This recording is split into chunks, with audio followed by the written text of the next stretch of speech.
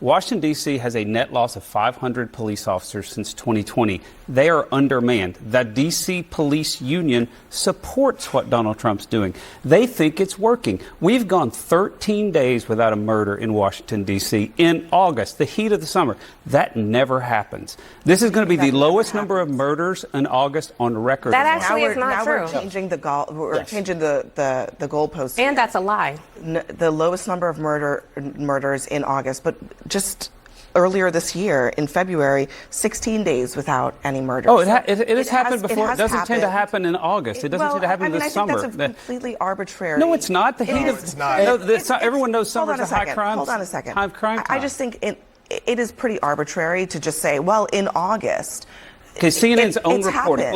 Let's go to more stats. It's happened earlier this year. CNN's own reporting says crime is down any... 19% from the weeks before. I didn't say that it wasn't down. So is it working? Is it helping? I didn't say that it wasn't down. Working. I'm just saying the police say it helps. That this has never happened before. First of all, let me just tell you, a lot of people do not care what the police think or what the police unions think. They themselves are quite problematic. And if you want to talk about CNN's own reporting, we should look to Daniel Dale, who did an amazing job of real-time fact-checking the parade of lies Donald Trump purported in his press conference. Can I play a little bit more? This is from Stephen Miller. He's describing what apparently he thinks has been happening in D.C. recently in the last couple of days.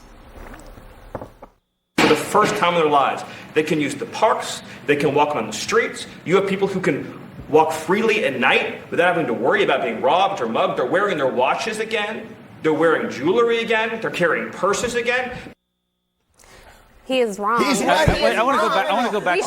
But can I just say, he talked about the watch. I kept my watch in my top drawer. But anytime that is a parody. I bet you took a car service here. I bet you get chauffeured around. When was the last time you were on the subway? When was the last time you were in Brownsville, Bed-Stuy, East New York? Let me tell you, my friend, you have no idea about my life. Okay, so when was the last time you were on the New York City subway? Tell us.